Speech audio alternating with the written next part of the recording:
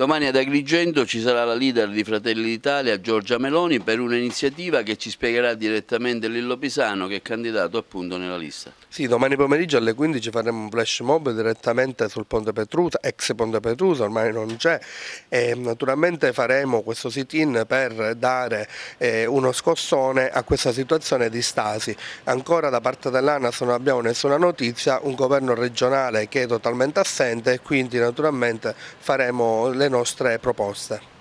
Fratelli d'Italia cosa si propone come obiettivo di questa campagna elettorale in vista appunto delle prossime elezioni? Noi naturalmente siamo per il ricambio degli ultimi 5 anni. Con il nostro presidente Musumeci e con la nostra lista Musumeci vogliamo portare avanti i principi della coerenza, dello sviluppo del territorio e anche di una nuova classe politica generazionale. Come mai ha scelto di candidarsi? Scelto di candidarmi perché dopo tanti anni di militanza e di coerenza sempre dalla stessa parte, per portare avanti i miei valori e portare avanti anche le mie proposte di sviluppo.